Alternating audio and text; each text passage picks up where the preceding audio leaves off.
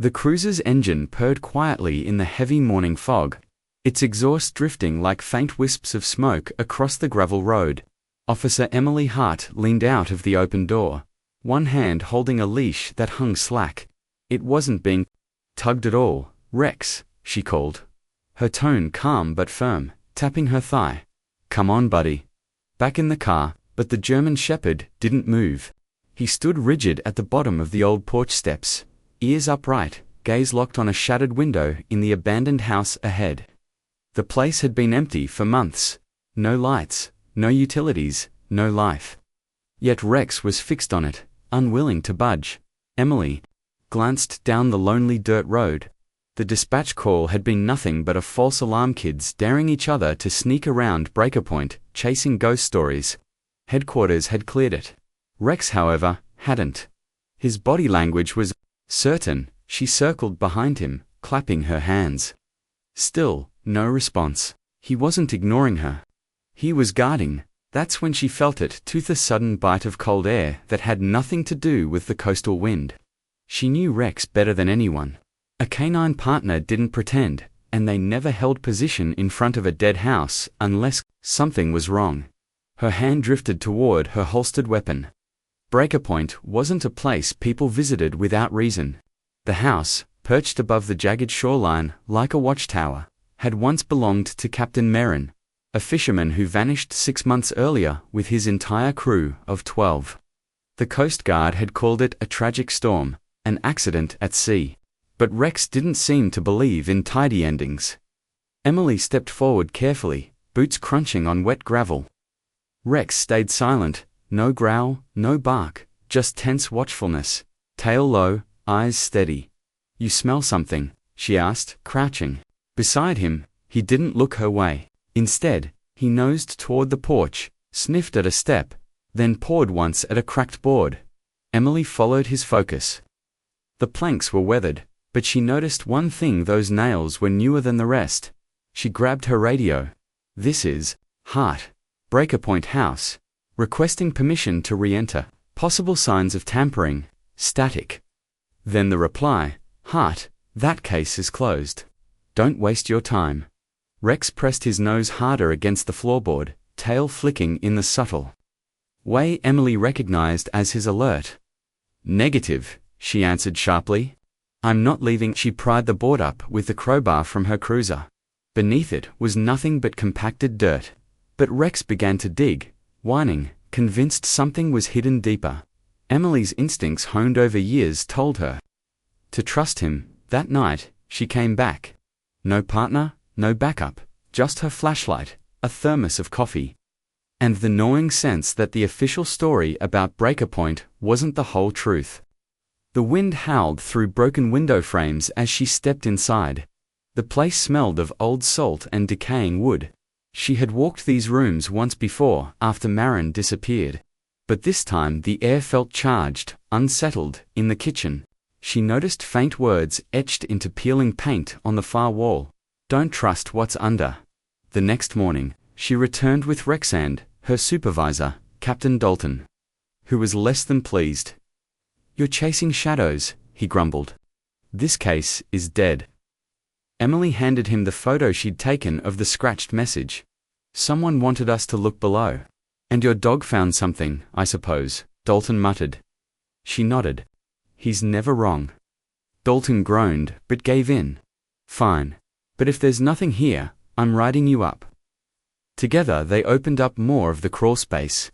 Then they heard it, a metallic clink from beneath the dirt. Rex barked once, sharp and urgent, then dug with a determination Emily had only seen when he was on a live rescue. Soon, a rusted steel hook appeared, bolted into a slab of concrete. Dalton stared. "That shouldn't be here. Not in a house." Emily said nothing. Rex stood silently now, his body coiled forward, ears pricked. He wasn't agitated, he was waiting. "This house isn't empty," she finally whispered. Dalton shook his head. "It's been searched, top to bottom." "Not underneath," Emily said, tapping the slab. That hook was industrial. Whatever it secured wasn't decorative. A hatch, a trapdoor, or something worse. Dalton rubbed his temple. "I'll get a warrant. But if this turns into some fisherman ghost story, I'll take the fallout," Emily cut in. "But Rex hasn't failed us once." Dalton glanced at the dog. Rex had stopped circling. He was fixed on the center of the room, completely still. "Then we follow the dog," Dalton muttered. Later that day, a county survey team arrived with thermal scanners. Emily stood on the porch, watching as they swept the area, looking for any sign of hidden voids beneath the slab. 15 minutes into the scan, one of the technicians gave a sharp whistle. "We've got something," he said. Emily hurried over. The screen showed a clean outline. "This section here, it's hollow, roughly 10 feet wide, 6 feet deep, perfect rectangle." "A bunker?" Emily asked. "Or a room that's been sealed," the technician replied. Dalton crossed his arms. "Then we open it." It took nearly 6 hours to break through without risking the house collapsing. Portable drills and chisels chewed slowly at the slab, until at last, the concrete gave way. The first thing that escaped was the smell, damp, metallic, thick with mildew and rust.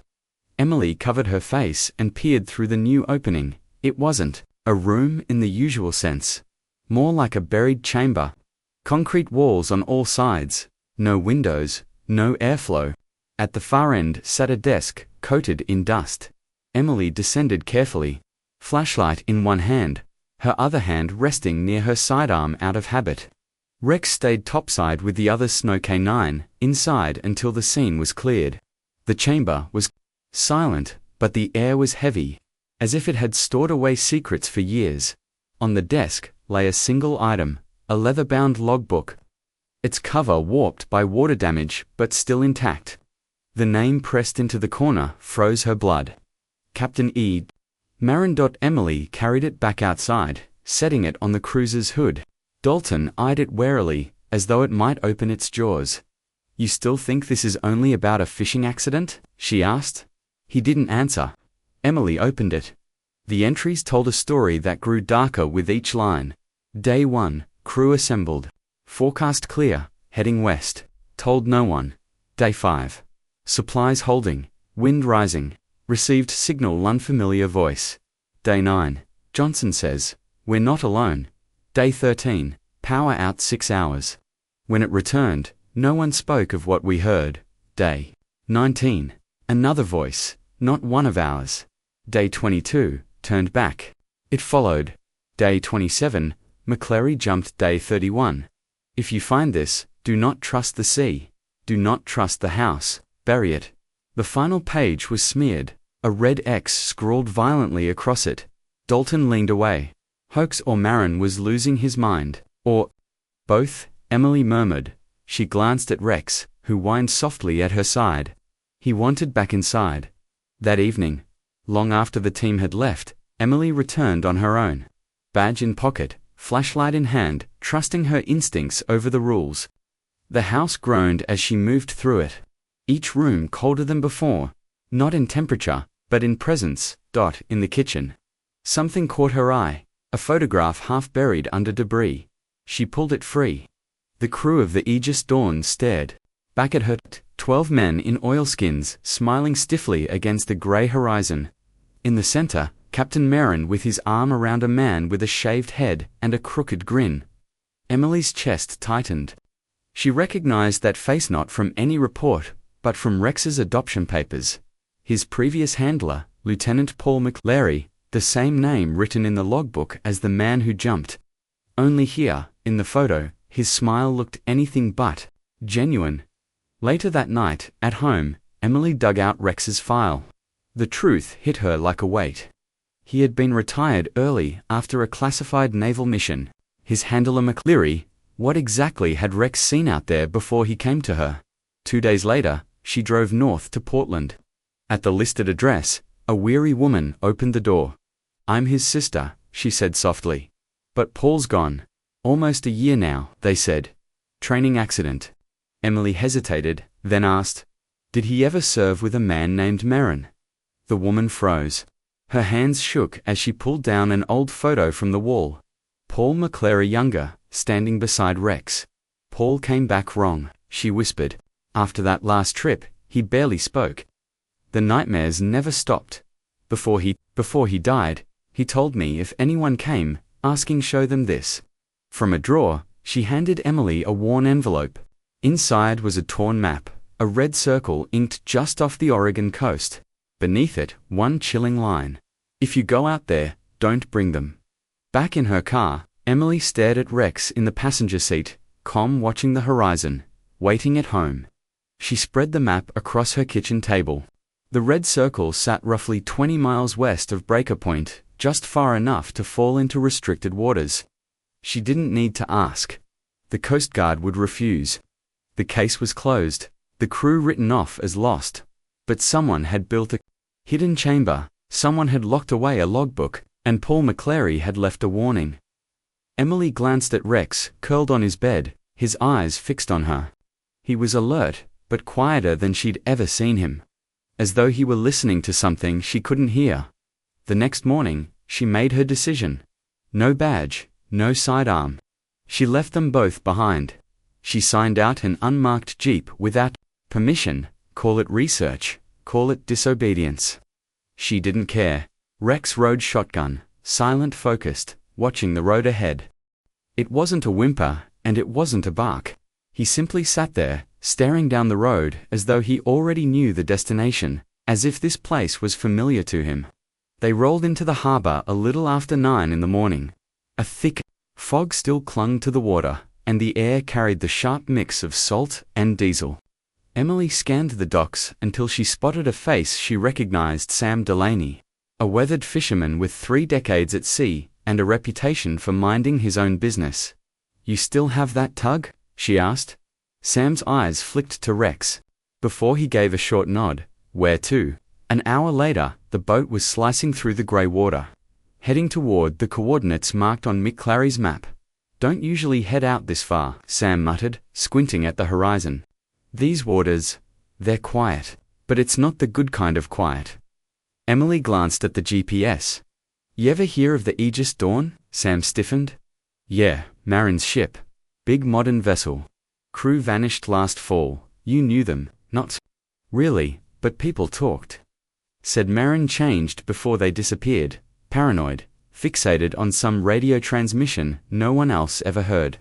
Emily frowned. "A transmission?"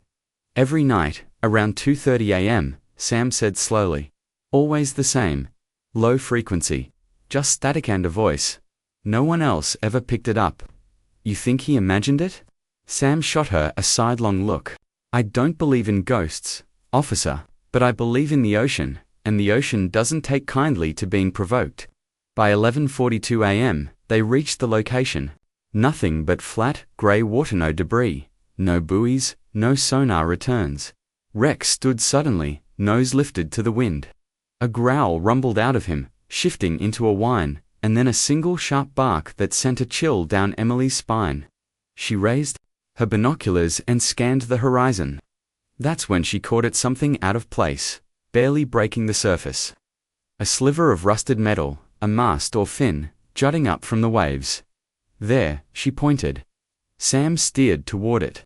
As they drew closer, the shape resolved into twisted steel, half submerged and smothered in barnacles. A section of hull, maybe 10 feet across. The letters were nearly gone, but enough remained. A. Emily's stomach dropped. The Aegis Dawn. It hadn't sunk, it had been moved. Rex lunged toward the wreckage, barking wildly, his claws scraping the deck as though he wanted to leap across. Emily grabbed his harness, steadying him. "Easy, boy, easy." Then he froze. His body went rigid, and a deep sound rolled from his chest, not aggression, but fear. Sam's expression tightened. "We should turn back. This isn't right." Emily hesitated, raised her phone, and snapped photos of the wreck. That's when she noticed it had chain trailing from the jagged hull. Dipping beneath the surface, attached to a boxy metal container the size of a small freezer. She leaned forward. Through a grimy glass panel on its side, she could see a chair. Strapped to it was a Navy-issued K9 harness. Empty. Back on shore, Emily sat inside her Jeep, staring at the images. A container, a harness, and Rex, alive, reacting. As if the thing in the water had been meant for him. She flipped back to McClary's map. A second mark, just an X near the tree line, 2 miles inland from Breaker Point. No notes, no labels. That evening, as the sun dipped low, she followed back. Roads into the forest. The trail cut through abandoned timberland where rusting trucks sat swallowed by moss. The air cooled as she neared the coordinates. Behind a collapsed storage barn, she found a TATO radio tower, 30 feet tall, still standing. Next to it, half buried in the hillside, was a small concrete bunker. She approached with Rex close at her side. The door gave way easily. Inside, dust coated everything. Consoles, meters, dials. On a desk lay another notebook. This one belonged to McClary. March 3rd. I should have destroyed the tapes, but I needed proof. March 6th. Rex hears it. Even when I don't. He won't go near the tower now. March 10th. Played it backward. There's something in the voice, not human. March 12th. I think it's in the water now. March 16th. If I disappear, it wasn't an accident. The others are gone. I tried dot at the bottom, one line repeated 3 times. Don't bring the dog. Emily shut the notebook, pulse hammering. Rex was staring at the far wall, ears flat, tail tucked. A growl rose from Himlo, guttural. It wasn't just scent, it was memory. Outside, the sun dropped behind the trees. The tower gave a faint hum, almost like a whisper. Emily Hart didn't sleep that night. Even locked inside her apartment, doors bolted, windows double-checked. Something clung to her like damp clothes, heavy, ancient. It wasn't fear exactly, but dread, a sick certainty that she had stumbled into something beyond a missing person. Case and Rexy refused to rest. He sat planted at the front door, staring at the wood, as though waiting for a knock. By sunrise, she was back at Breaker Point. This time prepared gloves, a body cam, a full toolkit. Dalton would have called it reckless. But Dalton wasn't here. No one was. Emily ducked under the caution tape and stepped inside the crumbling house. Dust swirled in the morning light that pierced through the warped boards. The place felt heavier, almost watchful. She hadn't brought Rex in, not yet. The basement wasn't safe until she knew more. She dropped to her knees by the crawlspace, flashlight in hand. The concrete slab had been broken up days before, but the cuts bothered her. Too sharp, too recent, sealed not decades ago, but months, beneath. It was the bunker. The same one with Mick Clary's notebook.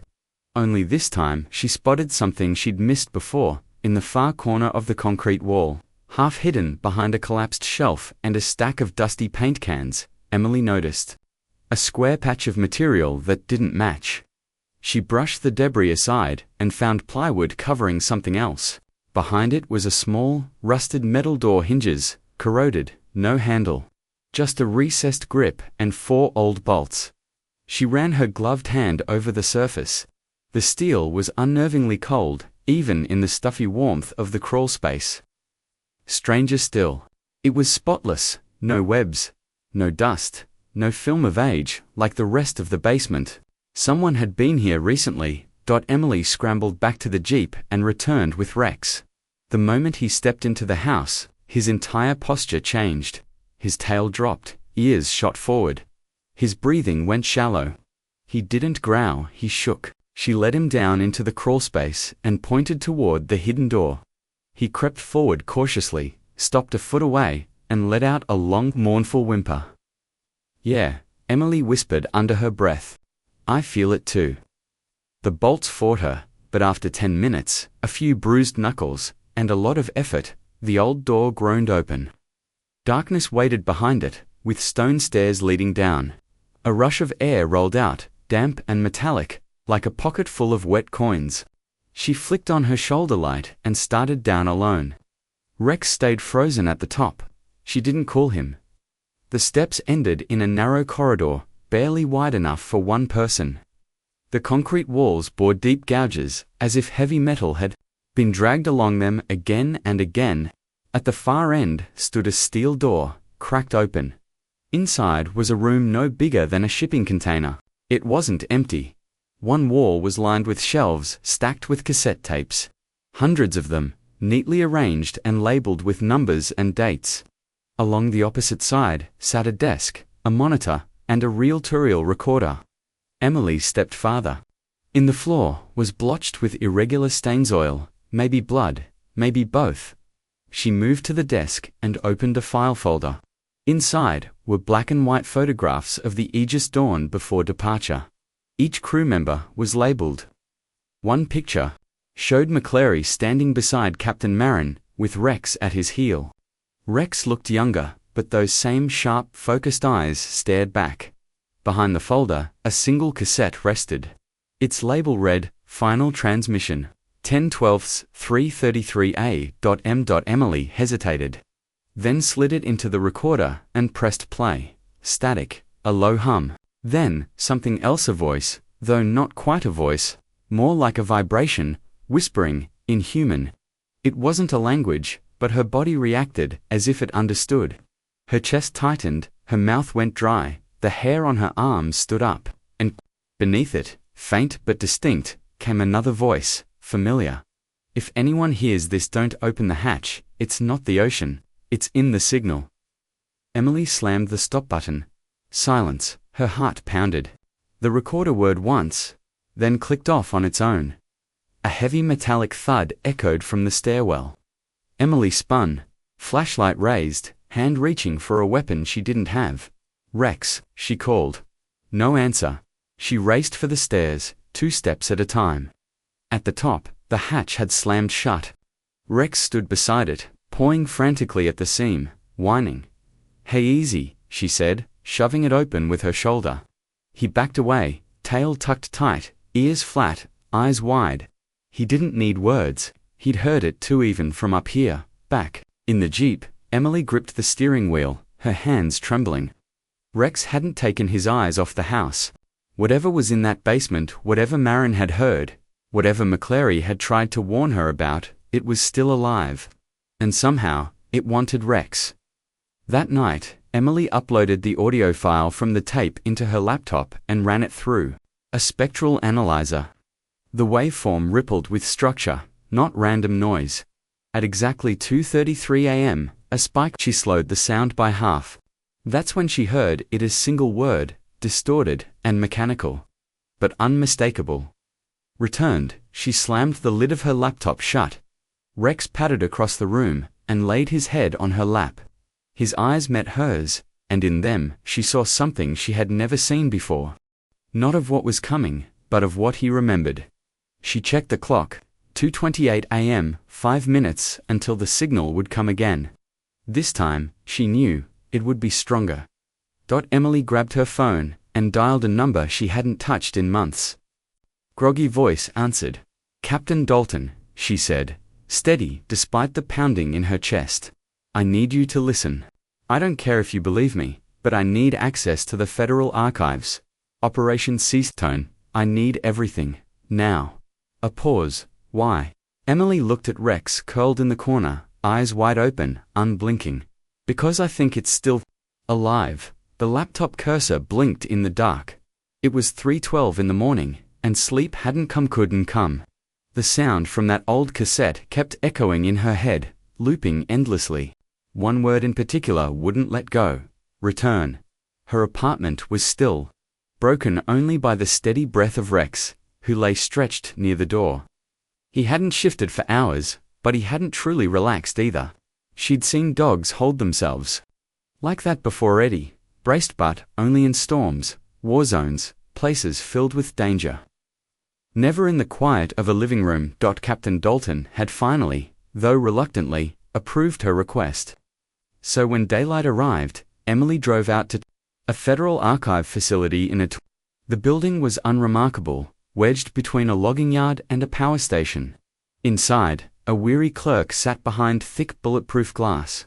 Without lifting his eyes, he pushed a clipboard under the slot.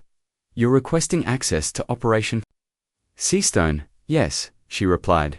Never heard of it. You got the code? She pulled out the slip of paper Dalton had sent at 4 a.m. his only message.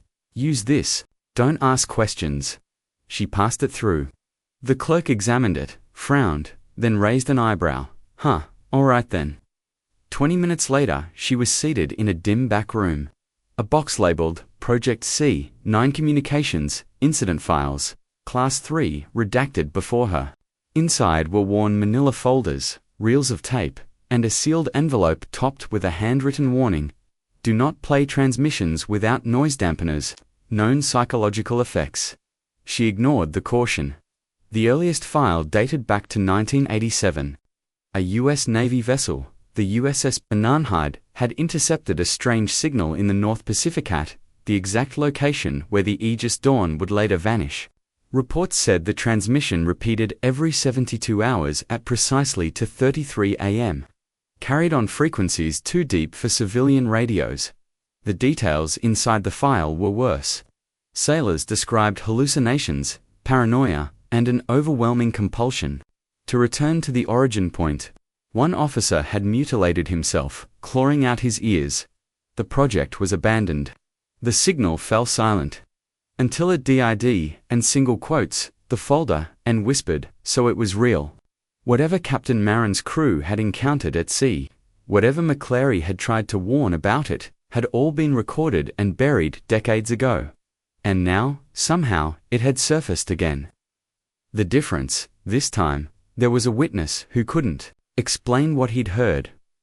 Rex. That night, Emily reviewed the names of the 12 crew members lost with the Aegis Dawn. She went through them one by one. Some had relatives listed. A few had addresses. She began with phone calls. Did your brother ever mention anything unusual? Did he send a last message? Did he talk about hearing things? Most had nothing to offer. Some hung up. But one woman, the sister of a deckhand named Kyle Bain, hesitated. He mailed me a journal, she admitted over the phone. Said he was going to help someone. Break the pattern. Emily's heart jumped. What pattern? He didn't say, but the last line, he wrote "I never forgot it." What was it? The woman's voice dropped. It's calling, too. Something in the dog. The next morning, Emily drove 2 hours into the Oregon countryside to meet her.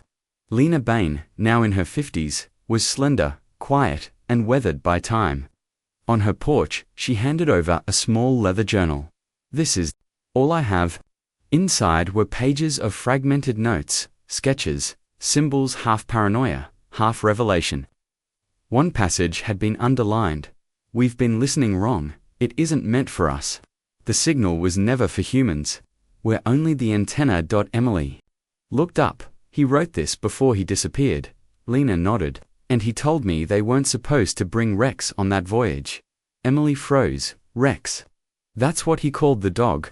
Said he'd been trained by the Navy. Said he came from somewhere special. Turning another page, Emily found a photograph taped inside McClary, Marin, Bain, and Rex. Same markings, same eyes.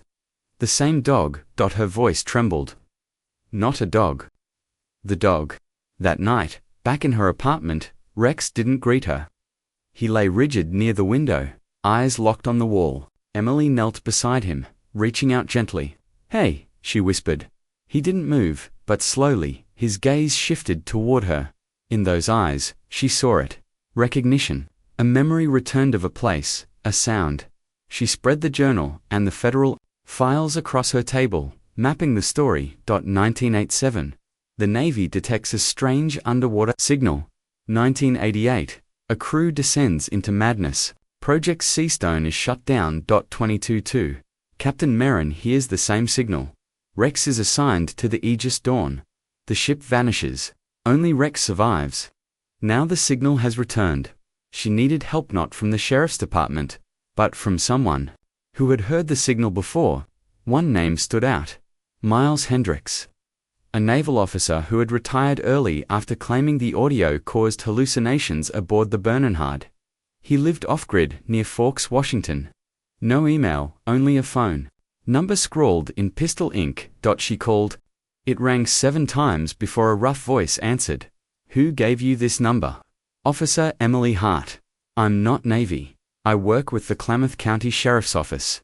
I found your file. I think it's starting again. A pause, I said. I was never to be contacted. I have a dog, she said softly. His name is Rex. Silence. Then, come tomorrow. Bring him alone. The following afternoon, she and Rex arrived at a cabin buried deep in the mossy hills, solar panels glinting on the roof. Miles Hendricks opened the door before she could knock. Tall, weathered, pale-eyed. When his gaze fell on Rex, his face.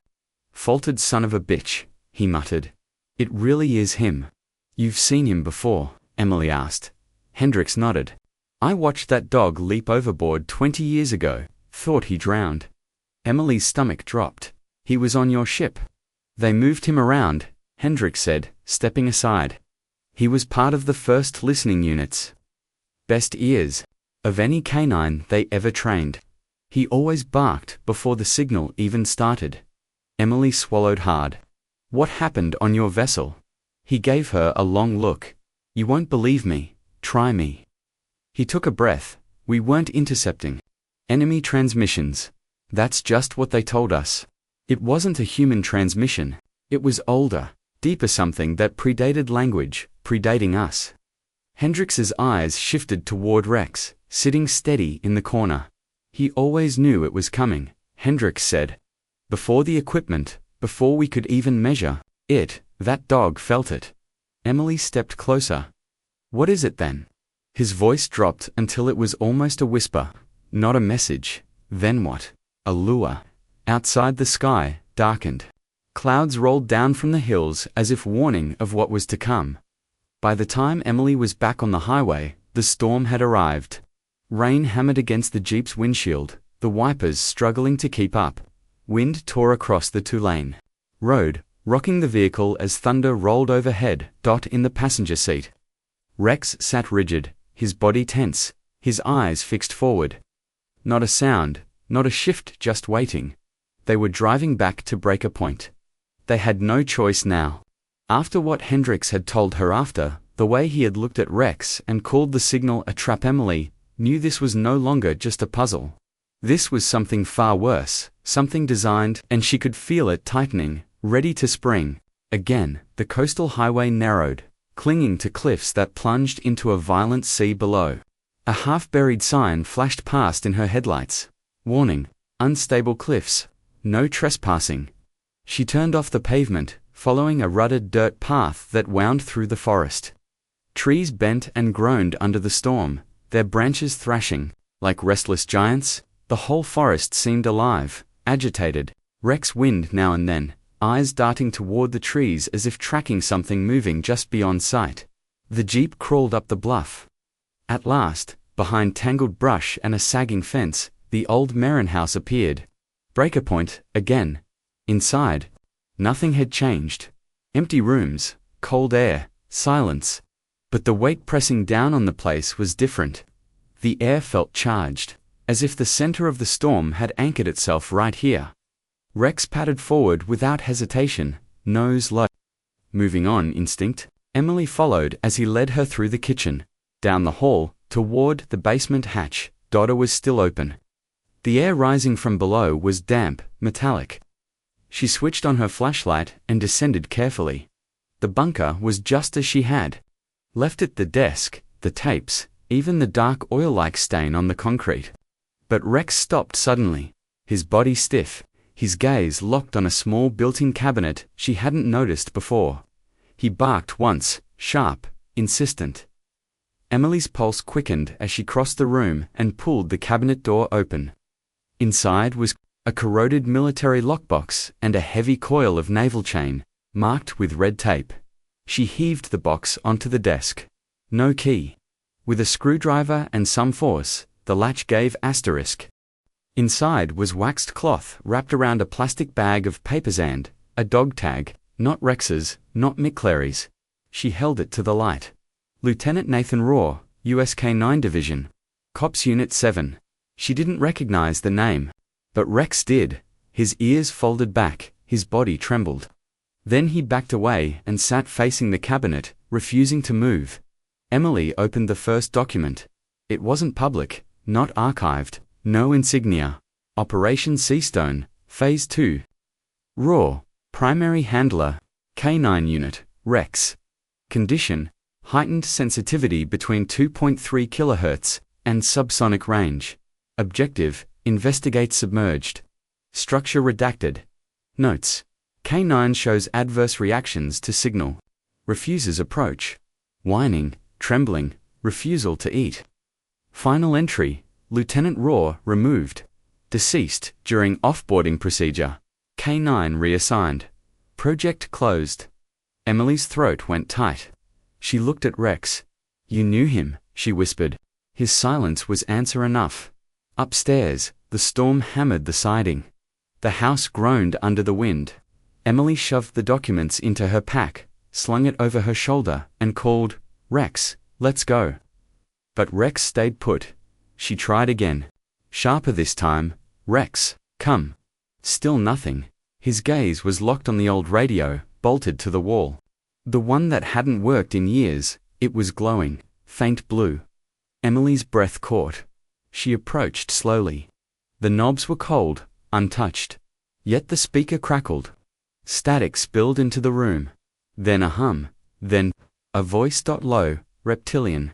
Shaped like words, but not human speech. It wasn't language. It was aimed straight at Rex. He whimpered.